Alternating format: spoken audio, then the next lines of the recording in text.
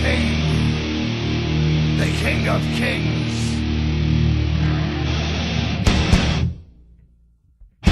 On your knees, dog.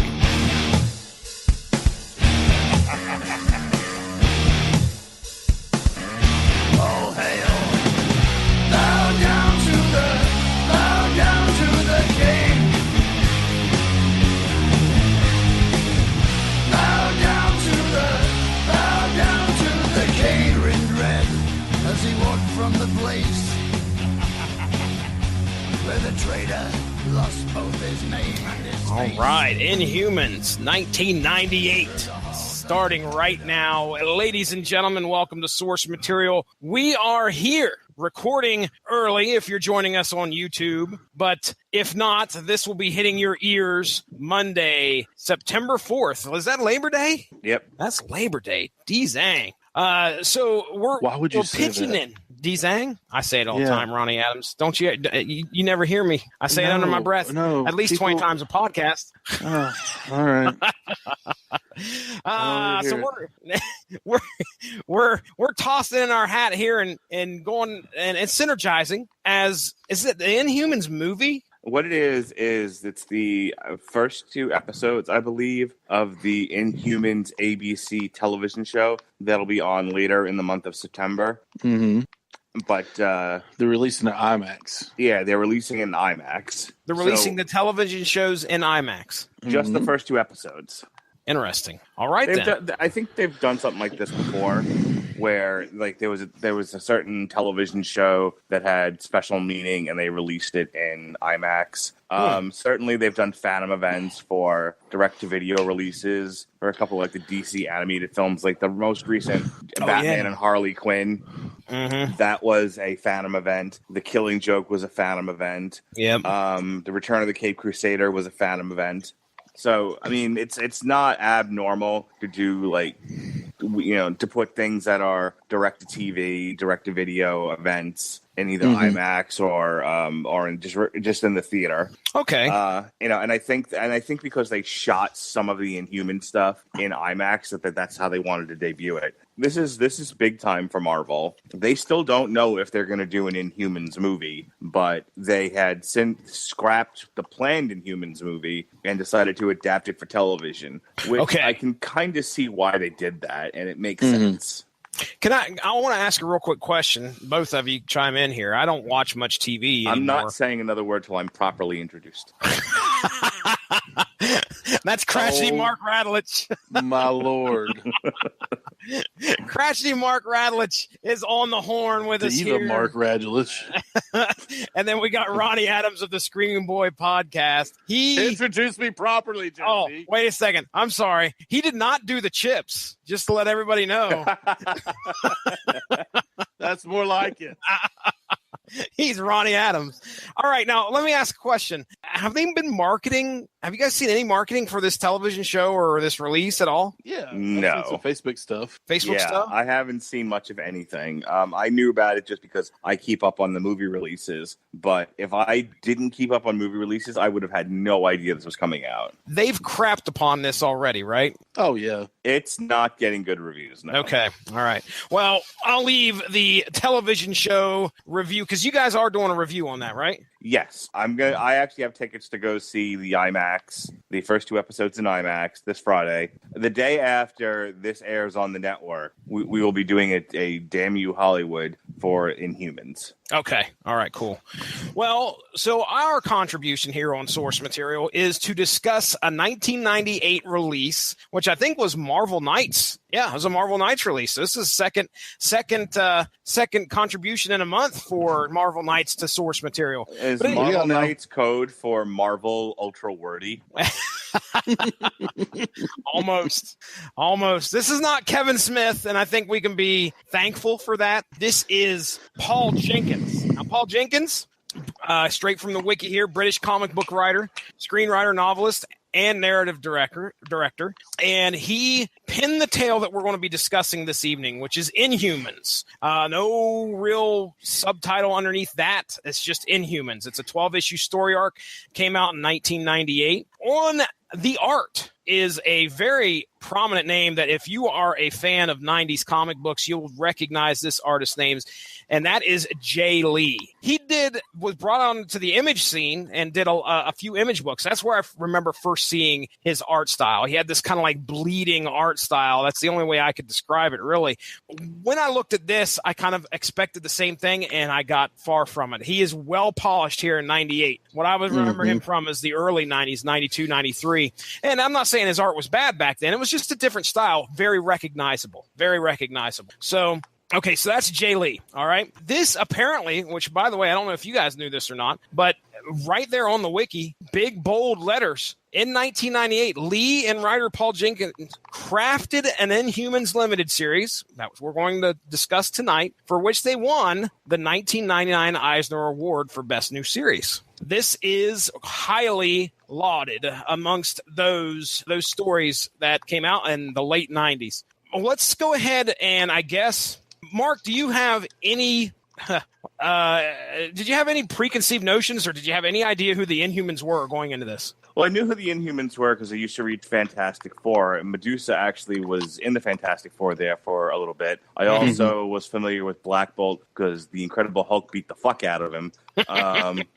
Or at least we thought it was him. It was actually a Skrull, if I remember correctly, at the beginning of World War Hulk. So, I mean, I knew who Black Bolt was. I was familiar with Lockjaw. Actually, earlier in the year, I read the first couple of issues that were in a trade paperback collection when the Thing had his own comic book, and oh yeah, there was a period of time where the Thing went to the moon to deal with the Inhumans, and he was doing the Crystal and the baby as you do Quicksilver. Yeah. I was moderately familiar with the Inhumans, and as I knew them, like I said, they lived on the moon, and Black Bolt and Medusa were the king and queen of the royal family, and I really didn't know much beyond that. Okay. Yeah, these guys are a weak point when it comes to me and my Marvel knowledge. I didn't know a whole lot about the Inhumans other than, I could tell you who the characters were, but when it came to like the power set of each one, I had no idea. Not only that, but the Inhumans are not just this... I thought that it was just these 5 or 6 people of the royal family. No, that's the whole, that's the name of their whole race. The other way that I knew them was as part of Agents of S.H.I.E.L.D. Oh, really? Yeah, okay. I didn't know if you watched Agents of S.H.I.E.L.D. or not, but they are a huge part of, Season 2 and beyond, where basically, because they don't have mutants in this world, the Inhumans have become the mutants of the Marvel Cinematic Universe, in the sense that once they were discovered... one of the season finales, I don't remember if it was 2 or 3, the Terrigen Mist is tossed into the ocean, and it basically gets into, it gets caught with a bunch of tuna, and it gets into a supplement, and basically people are being exposed to Terrigen Mist unknowingly across the world. Oh, and wow. S.H.I.E.L.D. is having to basically go out there and find people who are suddenly being changed by the Terrigen Mist. Okay. Because it unlocks some sort of inhuman genetic... Yeah, some kind of code. Yeah. That's what I got from if it doesn't kill you or turn you into an alpha primitive. Okay. Ever since season 2, basically, and I've watched the last 2 seasons out of the 4 of Agents of S.H.I.E.L.D. Season 2, I only watched part of. Especially the part that lined up with the Avengers Age of Ultron. So long story short, that's the other way that I know the Inhumans, but that never dealt with the royal family. None of what's happened in Agents of S.H.I.E.L.D. has dealt with Black Bolt or Medusa or the moon or anything else like that. It's all been humans accidentally exposed to Terrigen Mist. Okay. Yeah, that's an interesting plot for Agents of S.H.I.E.L.D., in my opinion. But it's funny that you say it was season 2. I stopped, I think, before... I may have got to the end of season 1, but I've stopped watching at that point. So Agents of S.H.I.E.L.D. finally found its groove, but it took some time getting there. And those first couple of episodes of season 1 are fucking unwatchable. It's rough. It's rough. Well, Ronnie, how about you, man? What's your history? It was limited. I knew who the Inhumans were, that they lived on the moon, and they were some sort of royal family of the moon. Of the moon. We've landed on the moon. But moon people.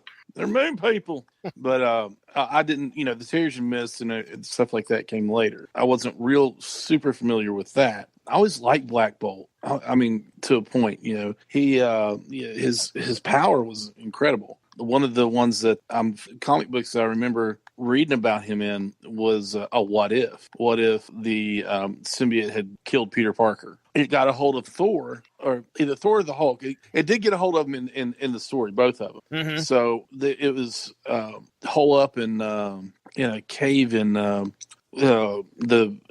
monument. With all the presidents? What am I? Oh my God, Mount Rushmore. Mount Rushmore.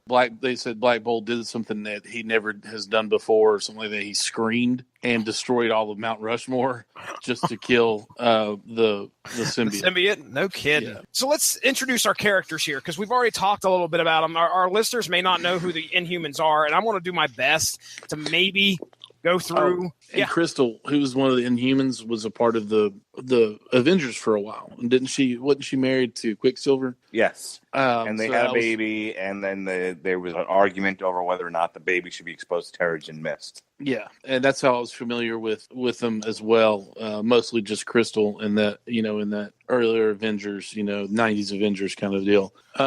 Was Johnny Storm seeing one of them? I want to say he was seeing Crystal too. But he was seeing Crystal, and I think he had a thing going on with Medusa here recently. Okay, all right. Well, yeah, we'll go ahead. We'll get into Johnny Storm's a man whore. Good old flame on, bro. Let's talk about the characters here real quick of the royal family and those around it. First off, I want to talk about the setting, where the kingdom of the Inhumans are at, and I'm going to pronounce this as Attilan. I don't know if you guys are going. No, it's Attilan. Now, all right. Namor. That's what it sounded like you were going to say. Namor. He's Namor. Right. That's how I've always heard it pronounced. Attilan. All right. So we go with Attilan, the mystical city that was at one point. I call it a mystical city. It's just a kingdom, but there's some strange properties to this place. Very advanced technology. I think we mentioned already that they were on the moon at one point, which I think Attilan was part of the moon, and then it's, for the purposes of this story, it's been transported in. It's on Earth, and I think on an island that Namor, the Submariner, believes is Atlantis. Okay, that's important because that plays a part in this story. But that's where all of our Inhumans and the royal family are located at, okay? We have Black Bolt, the leader, the king, if you will, of the Inhumans, cannot speak without leveling things. Killing everyone. Yeah, the sound of his voice, it's just unreal. It levels cities, mountains, what have you. So he has to take great care. He has a great responsibility to make sure that he doesn't say things. Even in this book, I think at one point, Medusa's talking about how he's meditating to go to bed because, when he's sleeping, he can't yell and scream like from a nightmare or something like that, or he's going to destroy his people. So he has to make sure that he has this under control. And of course, he has not only that, he has to worry about his kingdom as well. Then we have Maximus, who he's the brother, right? He's not like the half brother or anything like that. No, he's his brother. Right? Okay. Mm-hmm. Maximus is the brother of Black Bolt, who I believe has like psychic powers, and he's crazy, absolute batshit crazy. Yep. In fact, Black Bolt and Maximus have come to they've come to loggerheads many times. Maximus currently resides in a prison near the bottom of Attilan. Then we have Medusa, the wife of Black Bolt, who has the long, flowing red hair, which she's able to control and use, like tentacles, I guess you would say. Prehensile hair she has. All right. I don't know what other power she has, if she has any, but that's what we have here in this book. That's what we see. Then we have Karnak, which I think is I remember Josh Calandras talking about reading just the series that came out revolving around Karnak. I think it was called Karnak, who is this. He's like a military genius or a fighting genius. He can find the weak spot in anything. Whether it be a plan or whether it be a structure, he knows, or or a person, he knows where that crack is at, how to exploit it, and bring things down if need be, or fortify them if need be. Then we have Gorgon, who is half human, half goat, I think is what they were saying. And this is the military leader of the Inhumans, and he's faithful right-hand man to Black Bolt. We also have Triton, who is the creature from the Black Lagoon. Okay, just picture that in your mind. Maybe Abe Sapien from the Hellboy franchise. Who can go underwater. He can talk underwater. That's kind of like his power set. We have Crystal, who we already talked about. She's the sister of Medusa, I believe. And I don't know if she has any powers. I'm sure she does, but I don't know of them off the top of my head. And I certainly didn't do research. What do you expect me to do here? Podcast? So if you guys know, just chime in. But then we have Lockjaw. Lockjaws he's a good boy. He's our puppy dog. The Inhumans puppy dog here, who has he has the ability to teleport. Okay, if the Inhumans need him to, if they need him to go somewhere, they can somehow tell this dog where they want to go, and boom, he'll take them there. All right, so Crystal can fly, and she has the ability to manipulate the elements. Oh, that's right. They do mention that. Mm-hmm. She is okay. All right, cool. All right. Anything I missed there? Anything else you guys would like to bring up before we get into the synopsis here? Lockjaw is awesome. He's not like your regular sized dog, people. All right. You got to think about this thing. This thing is like what is he, a pug? Kind of like a pug mixed with like a bulldog, and then he's like 20 stories high. He's huge. He's a big dog. I'm not, when I say 20 stories, he ain't that big. He's bigger than a human. You could ride him into battle. Yes, you could. So there you go. Mark, you ready, man? Yep. All right. Okay, so what I'm going to do here, I'm going to do 4 issues at a time, because we got 12 people, 12 issues of the Inhumans, Marvel Knights. Just like Mark said, it's wordy. It may not be as wordy as Guardian Devil, but it's there. All right, so issue 1, an introduction to our heroes, their unwavering loyalty to our king, Black Bolt. Although some question how Black Bolt can remain sane and be king all at the same time while unable to use his voice. Imagine that. You're a king, you have all these subjects, but you cannot express to them, hey, you need to chill out, or hey, you need to do this, hey, you need to do that. Instead, he has to keep all this pent up inside of him. And a lot of people are worried about him. So we kind of get our introduction to King Black Bolt and the things that he has to deal with. We're shown his brother Maximus, who's in a cell being watched over, but he's upset that with how Attilan has been brought to Earth. For some reason, Maximus has got an issue with that. And throughout the first issue, we just get the whole heavy is the head that wears the crown. But then at the end of the issue, it's played out throughout the whole issue. What would you say if you can't talk to him? But what would you say to your loyal subjects? And Black Bolt, the last pages is Black Bolt sitting back with kind of like a half smile on his face saying, relax. I was like, oh, okay. All right. Frankie says relax. Apparently. So does Blackagar Boltagon. Yeah. I'm so glad you brought up his name. So yeah, put that on a shirt. All right, so that's kind of like issue 1, our introduction and the worries that our great leader has.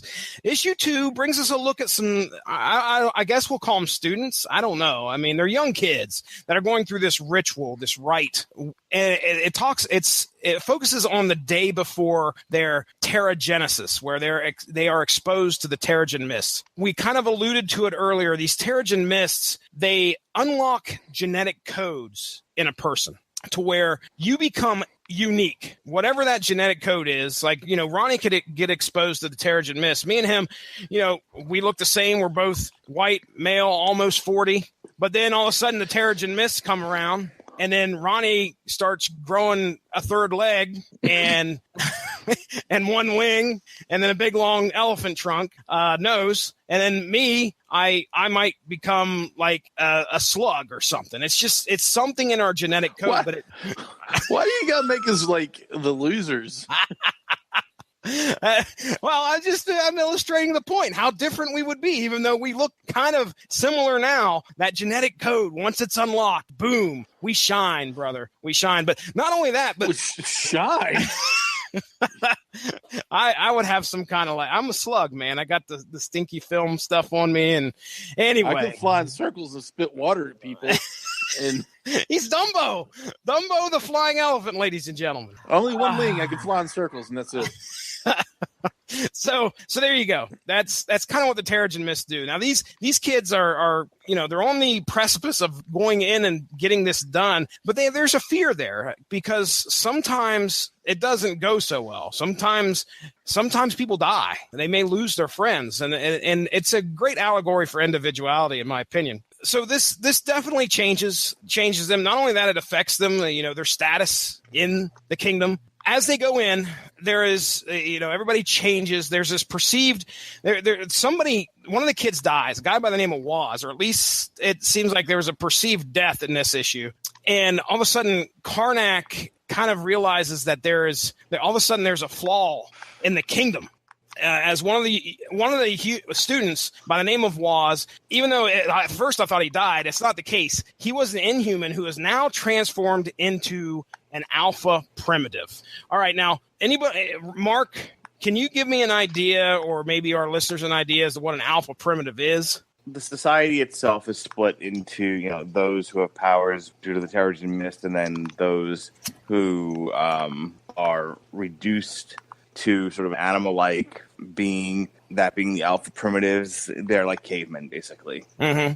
And they do all the work, right? Yes. Is that what it was? They're like the guys down underneath making all the machines. There's a constant reminder or a constant mention of the machine, making the machine work. So that was kind of that's the end of issue 2. Now we get into issue 3, where they focus on, there's a good bit of the alpha primitives. Waz is brought down there and introduced into them. Hey guys, this was an Inhuman. Now he's not. Here you go. Make him feel welcome. There's a lot of concern in the kingdom about what does this mean?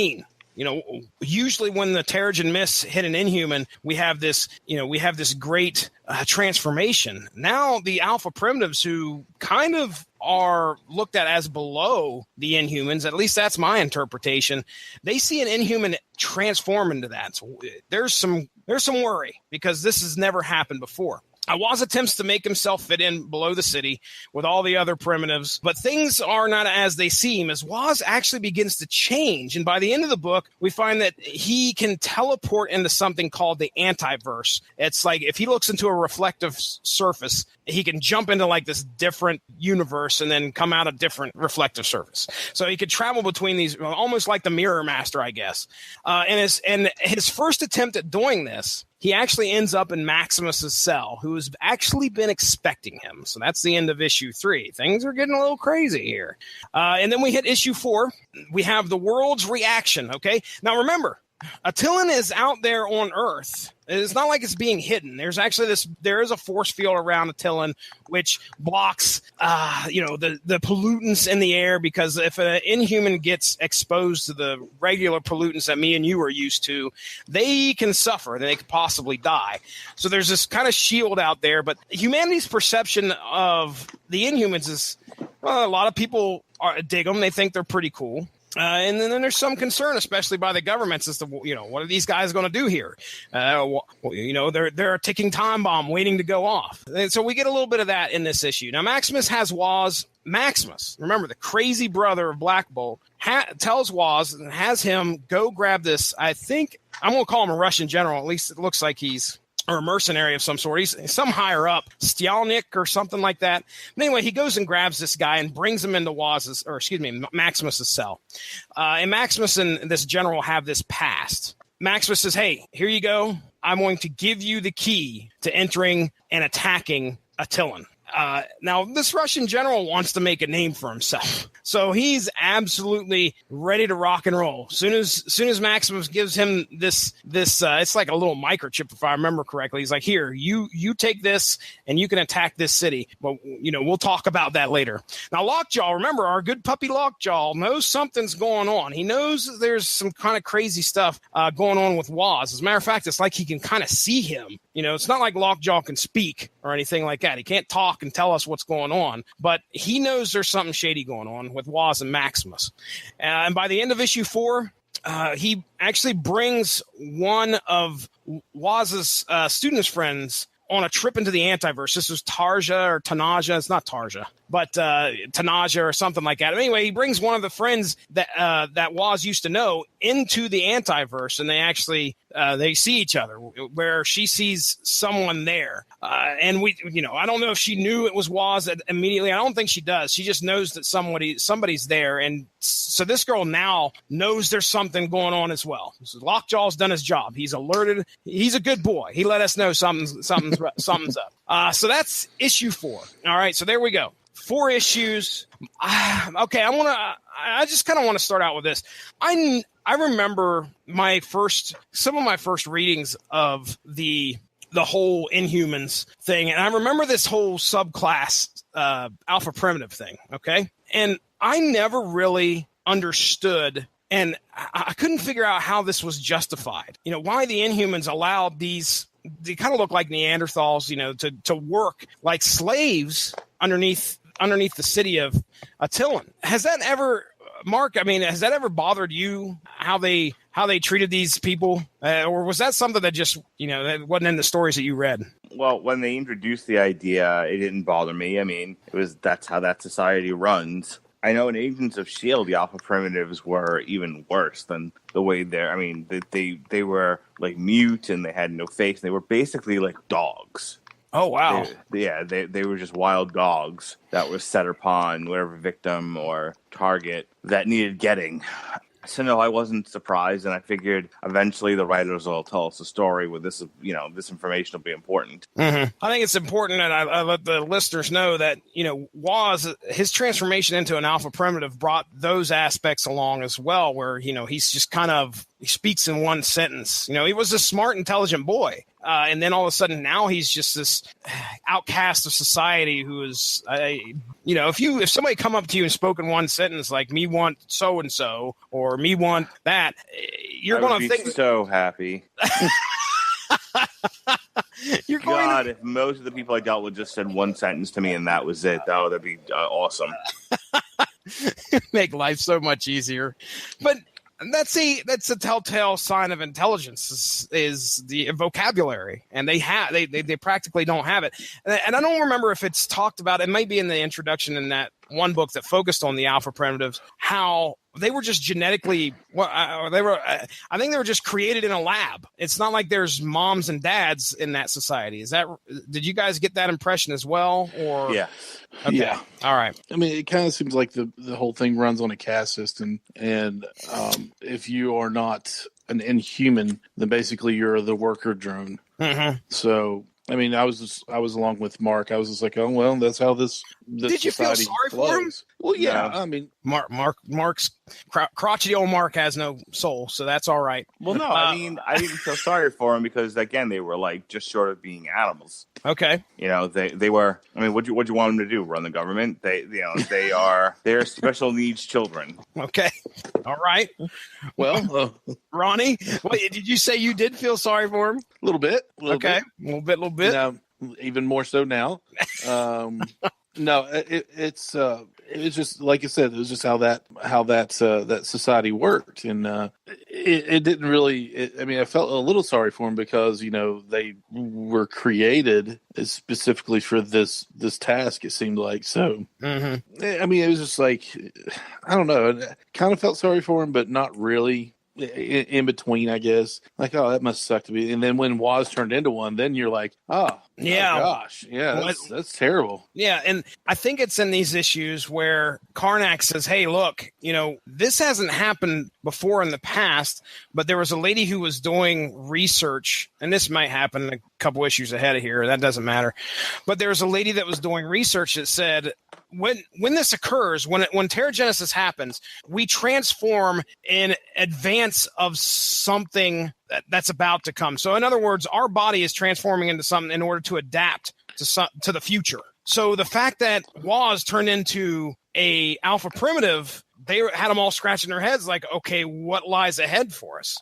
So yeah, big question. All right, so let's go ahead. We'll get into 5, 6, 7, and 8 here. I'll do my best to keep it short, do these 4 issues. All right, so issue 5. Now, remember, we had the general out there who's going to be attacking Attilan, and it begins. there's a very futile attack by the humans, led by this General Stalniak. I know I'm messing his name up. I don't care. But there's, he's leading the troops in there. It's like this mercenary troop, and they're attacking the dome, attacking the city. Remember, it's got this big dome outside. The shells are just exploding on the shield. There's no problem. Okay. The Inhumans are like, what the hell are these guys doing?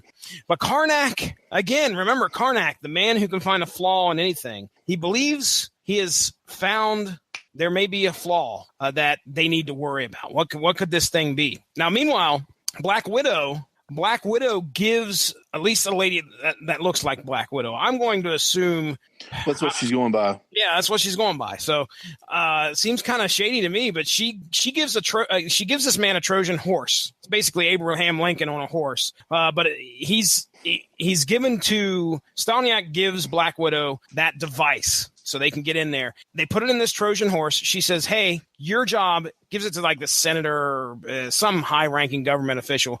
Your job is to get this into Attilan. Then we can bring the shield down. Now, Black Bolt, by the way, while this attack is going on, Black Bolt is doing nothing. And even though he could go out there and level this army, or he could send forces out there that could probably just take care of these guys, lickety split, he does nothing. He instead sends some Inhumans to address the UN. Again, remember, Attilan is, I think, on Atlantis. So politics don't really go so well at the UN for the Inhumans. An American representative shows up and says, hey, yeah, we'd love to help you out, but, we kind of don't want to get involved because so-and-so over here would have a problem with us and they'd have a problem with us. So really, they're just on their own. And the Inhumans figure out the politicking just ain't their thing, and they're not in a very good situation right now. But the American representative, I had told you, gives the Inhumans representative, this little baby-like guy, in a bubble, the Trojan horse.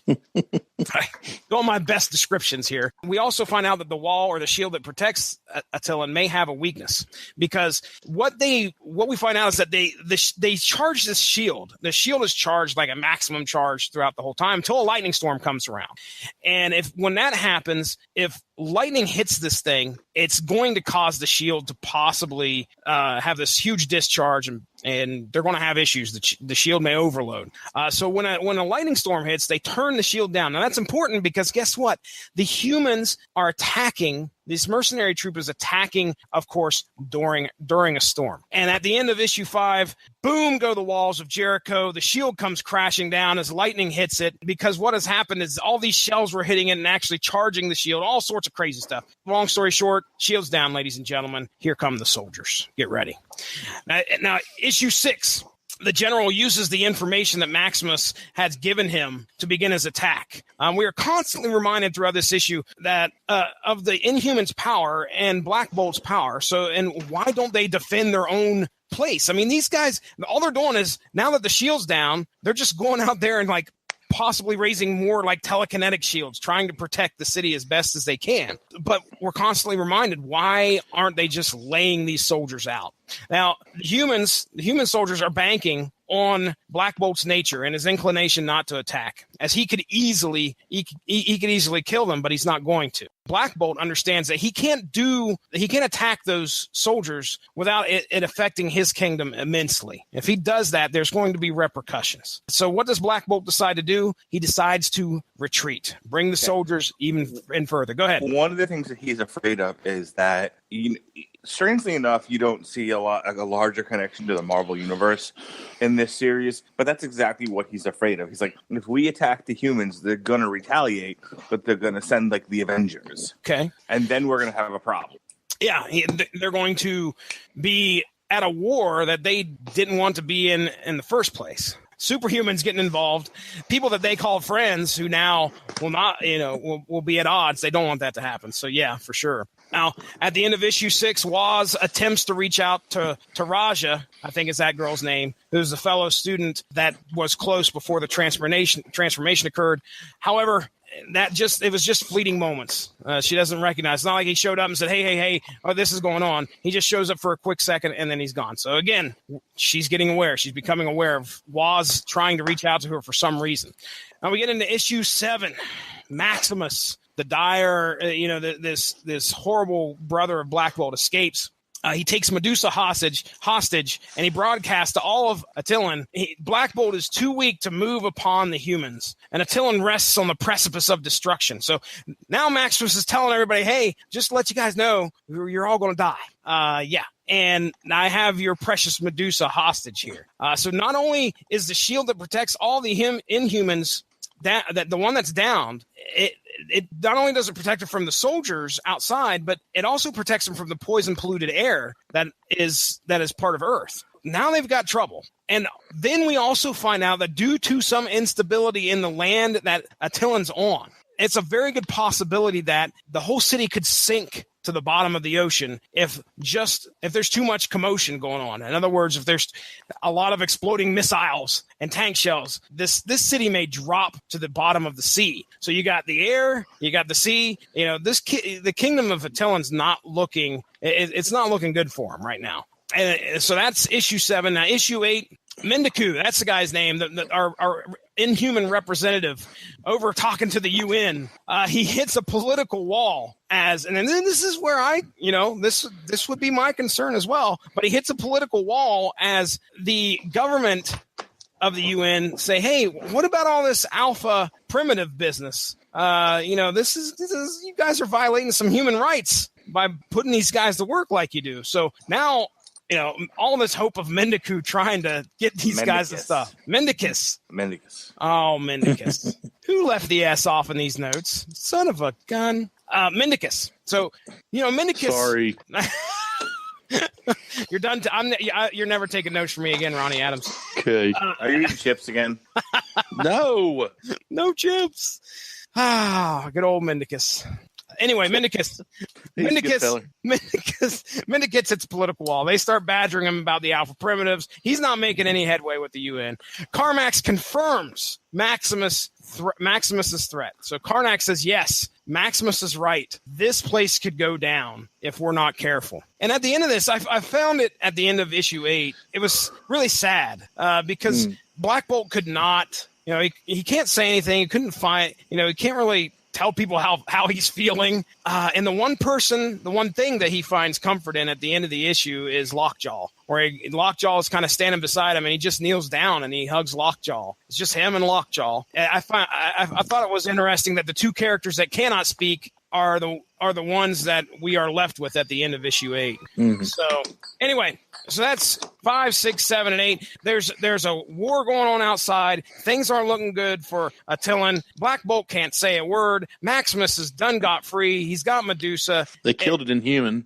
Yeah, that's right. There was some crazy stuff that happened. An Inhuman got killed because as the soldiers advanced onto the city, it's getting bad. Ronnie Adams, I mean, what do you got to say here, dude?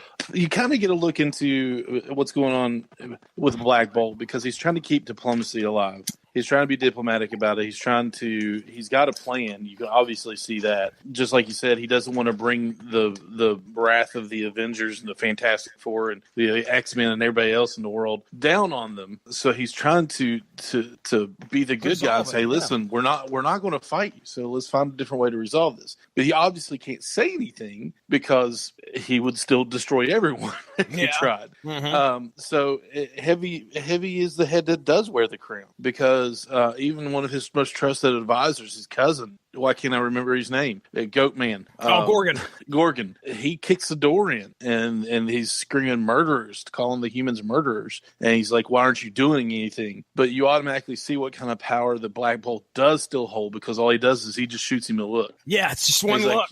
He's like, my bad. Yeah. I'm sorry. Forgive my impetuousness. I haven't forgotten who you are, but this is my concern. You do definitely see that it does weigh on him, and then towards at the end of the book, at the end of book 8, I mean, you see that the only person that does understand him, that can give him any comfort is Lockjaw, his dog. And sometimes a man just needs his dog, so he had to hold on to comfort him. And I really liked how they also played up the playfulness because he doesn't quite know what's going on. Lockjaw, the thing toy, not having anything to eat. And so he's like, he's just in to play and eat. So, but he understands danger. It's really hard when you're in that. You kind of look at it like family.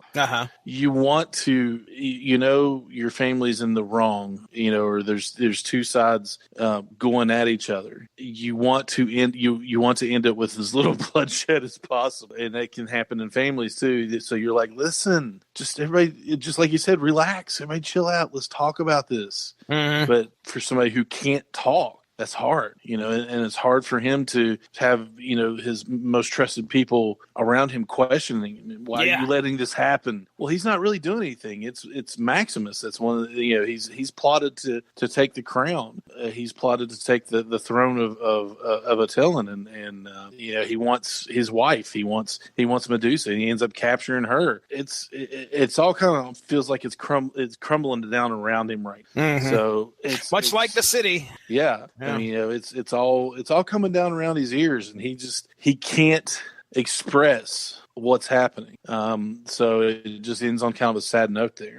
Mark Radulich, you put yourself in the shoes of Gorgon, okay? The guy who's he's the leader of the army, serves under the king, sees all this stuff going on down around him, all this treachery, these humans, their insolence, and you can just take care of them in probably less than 2 minutes.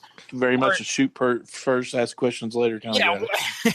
What do you identify with what Gorgon's going through here? Would you act the same way, or would you take matters into your own hands, or what's the deal? No, I would be a lot like Gorgon. You don't want to go against the king and lose your head, and he doesn't know what the other plan is. It just seems like Black Bolt's sitting on a couple of different decisions and not communicating with his family about what it is he wants to do. So, okay, so you understand where he's coming from here. I think that was the point that this book was trying to get across, is like, okay, you guys need to understand that this is the king, and there's a reason why he is king. Right. But I'm sitting here going, dude, these guys are beneath you. Go out there and just say a word, or send so-and-so and levitate them off the earth like 20 miles into the sky. Even a whisper from Black Bolt would just level their army. Yeah. And at that point, they're not a part of Earth. They're a part of the moon. They're their own sovereign state,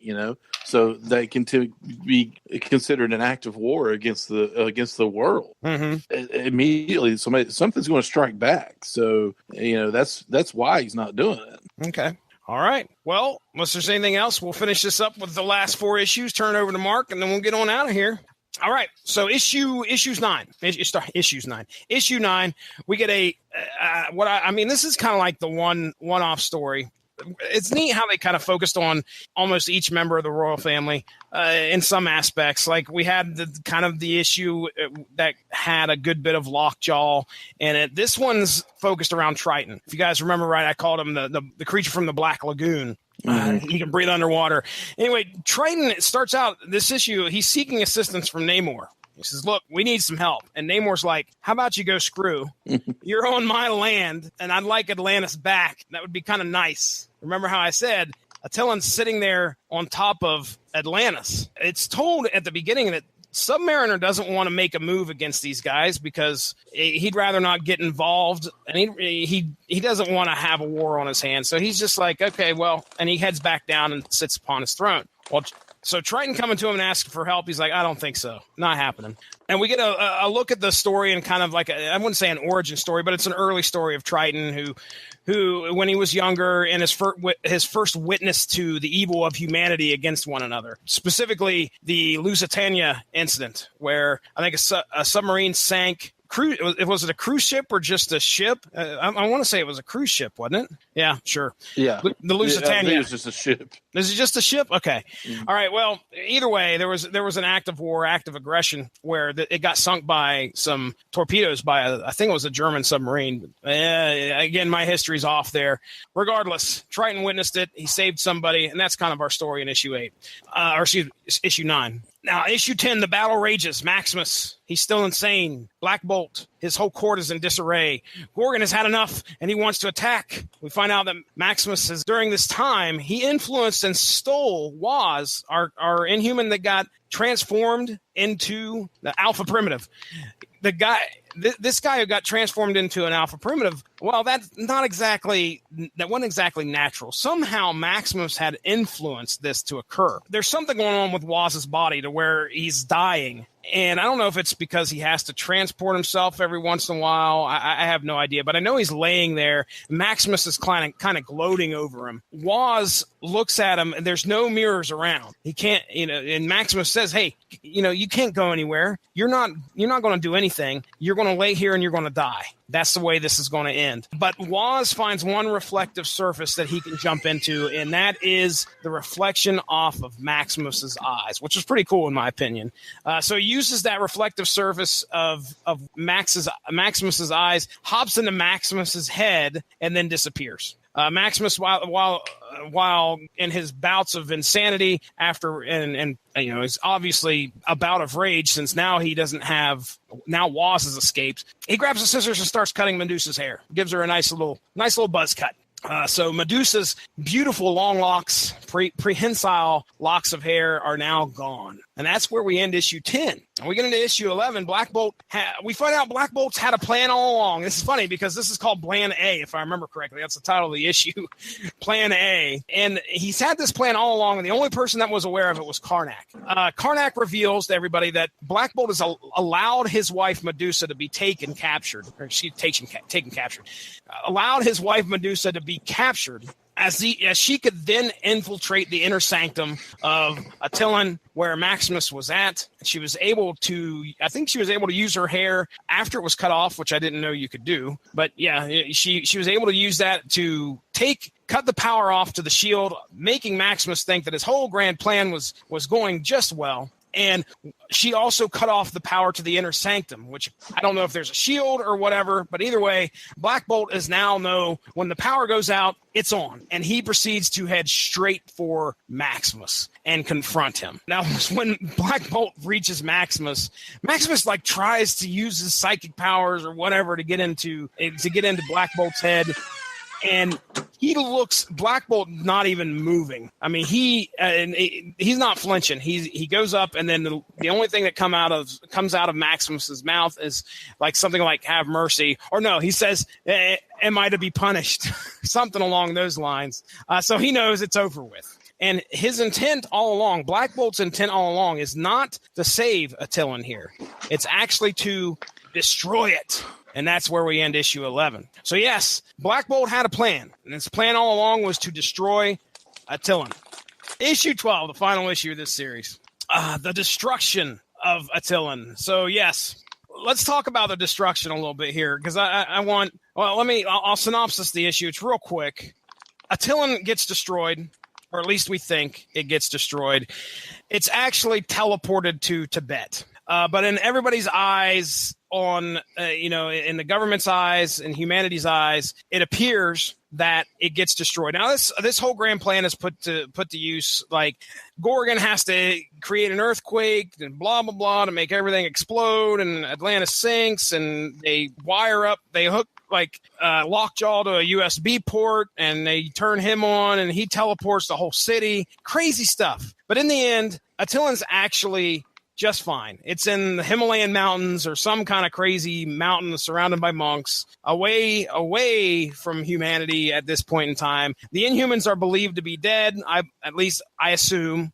Atlantis returns to the bottom of the sea, where Namor is completely happy. And Namor was also, by the way, aware of Plan A that Black Bolt had. And so, Mark, let's before we get to your talking point, which this may be your talking point, you said you had no idea what happened at the end of this. Yeah, I mean, maybe because I didn't read it very closely, but I think I was looking for them to get transported to the moon, which is where I'm used to the Inhumans living, and then there's nothing like that, and I missed the whole part about them transporting. I mean, I knew when they were hooking up Lockjaw, because I know what Lock's powers are, that he's a teleporter. Yeah. I was like, I knew they were going to teleport the city somewhere, but it wasn't clear to me where the city was being teleported to, or even if it was being teleported. So I was a little confused, and you have now unconfused me. Gotcha. Okay. All right. But I would have bet money that this was going to lead to them being transported to the moon. And when that didn't happen, I was a little disappointed. Okay. All right.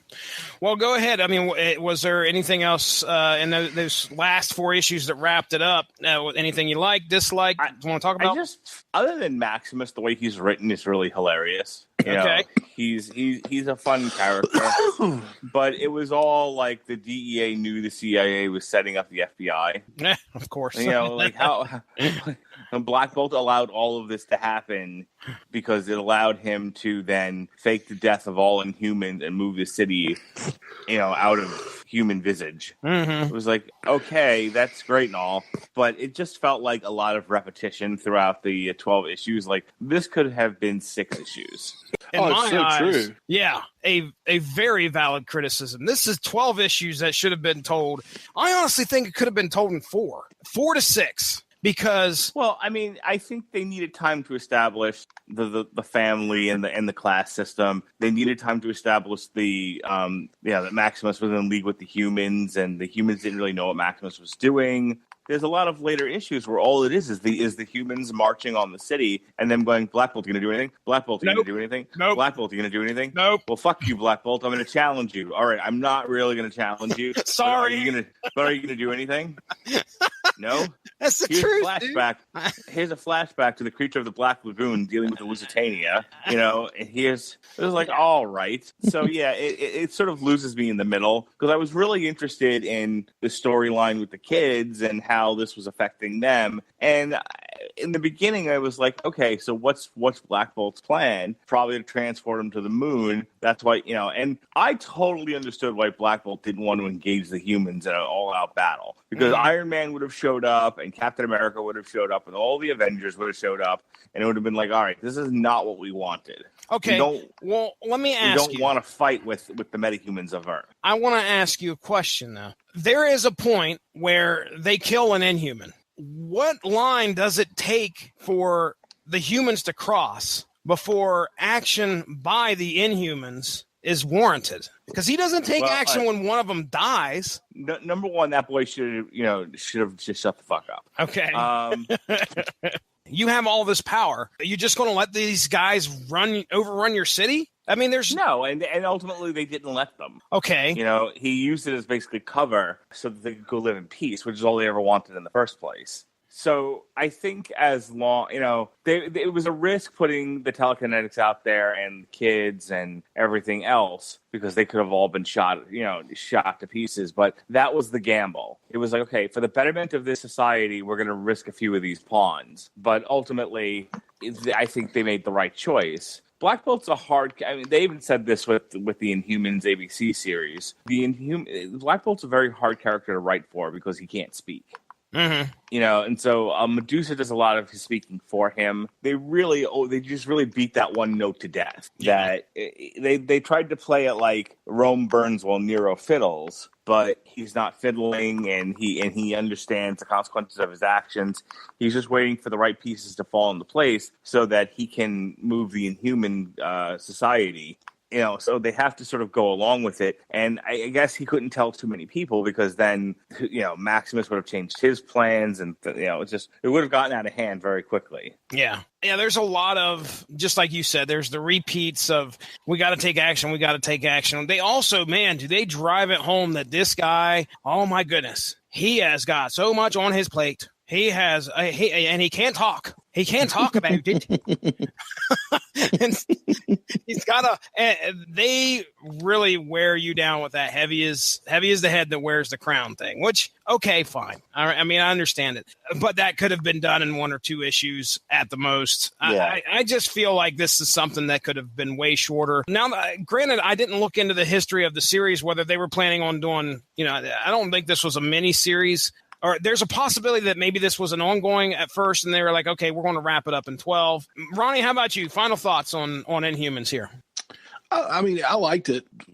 I'm total agreement with Mark. It could have been about 6 issues long. A lot of politicking. A lot less action than I thought there was going to be. About 100% less action than I thought there were going to be. But by far, the most enjoyable characters were Maximus, Lockjaw, and actually for me, Black Bolt. Yeah. So, because you get to, you know, while they do hammer home it's hard to be him. It's, a woe is him. It still kind of, it made me think of the character and how much depth he's got. He's like, he can't talk. He is a king. Later on, he kind of ousted from his throne. So it was really interesting. It was interesting to read to see that, but I'm not one for real life politics, so I kind of want to keep it out of the comic book. So I hear you. Mark, is this something you're glad you read? Yeah. I mean, I didn't love it. Like I said, there was way too much repetition in it for me. It was a little too wordy, and I don't feel like enough happened over 12 to warrant a 12 issues limited series. Mm-hmm. But I wasn't unhappy. I mean, it's not the worst thing we've read this year.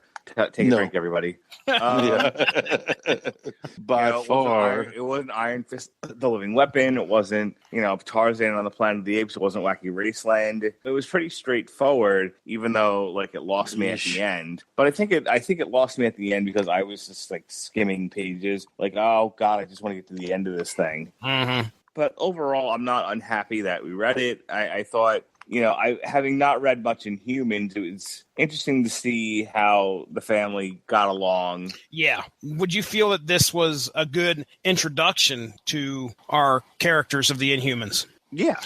Okay. The only thing is you don't get to see the royal family completely use their powers. So, it was like they were saving that for an ongoing series. Yeah. Which is fine. I mean, it wasn't, they didn't need it for the story they were telling. True. So I think it was more about how the society worked was really the heart of the story. Yeah. Which is fine. I didn't find it that interesting, but I mean, other people, I've read a lot of reviews of this series and people love that about it. Mm-hmm. So it's Yeah, I'm glad I had the opportunity to read it because I didn't know much about the Inhumans, and this did a good job, in my opinion, of telling me who they are, the struggles that they go through, the fact that they're all powerful and they're trying to find a home. Mm-hmm. We're not very welcoming, apparently, as humans here. But yeah, a good introduction, in my opinion, to learn who the Inhumans are. So I'm definitely glad I read it. Mark, why don't you go ahead? Let's plug our stuff here, man. Let you get to bed, dude. What do we got coming up? All right, so the week that this is supposed to go on the network, as I said, we're doing Damn You Hollywood Inhumans. It was the first 2 episodes of the ABC series, and then the rest of the week is dedicated to sex, drugs, and rock and roll. Jesse and I are going to review the new Quiet Riot, which I have to ask you, Jesse, have you heard either of the 2 big Quiet Riot songs, Bang Your Head, Mental Health, and Come On Feel the Noise? Oh, yeah. You're familiar with both of those songs? Yes. Yes, I have. Okay. You've heard those songs, Ronnie Adams. If you listen to a classic rock, you're too busy listening to Goat Whore. It's fine. Your mother listens to Goat Whore. Adult decapitation. But all right, so that's good because I was like, if I have to play "Come On, Feel the Noise," no. That's classic rock around here. So yeah, I've heard it plenty. So we're gonna review the new Quiet Riot. That ought to be fun. That's our Jackal. That's our totally 80s review of the year. Last year was Jackal. This year's Quiet Riot. And then Pat's gonna come on and we're gonna do Sex and Drugs and Rock and Roll season 2.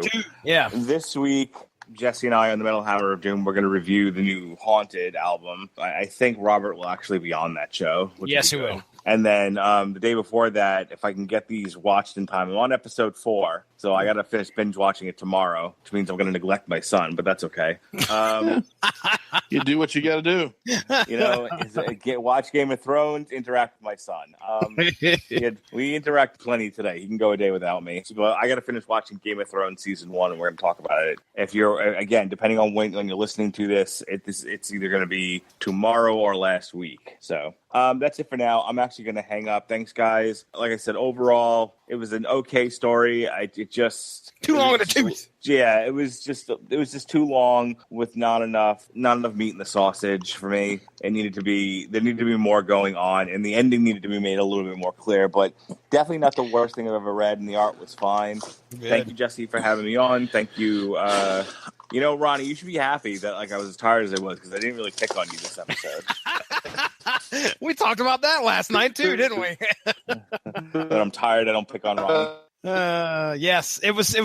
We discussed about how you pick on him, but you don't pick on me. Thank goodness. Oh, I have other opportunities to pick on you. Yes, so. that's the truth. Hey, Mark. Sir. Who's eating chips? All right, man, get some rest. I'm going to go. Later. All right, brother. Bye. All right. Ronnie Adams, Yes. you plug away. I have a show called Screaming Boy Podcast where we talk about nerd culture, pop culture. We have been on a involuntary hiatus because of computer problems, but we will be back soon. But Mark Ratlish has so kindly granted us use of his network on Friday night, so we've been doing some live shows here on the Ratlish and Broadcasting Network. We were supposed to do one this past Friday night, but my, I have a couple of co-hosts, Adam Runyon and Jesse Starcher, and both Jesse Starcher and I forgot to start the show on Friday night. So we were both like, I was sitting there like, probably start that. I'm good. We're good. And we're good. So it is we'll be back. We've got some cool stuff that we got in the works. So we will see you soon. Screaming Boy PR on Twitter, just look up Screaming Boy Podcast on Facebook, and then Screaming Boy Podcast on Instagram. The Insta. Well, this is going up, we said, on the 4th of September.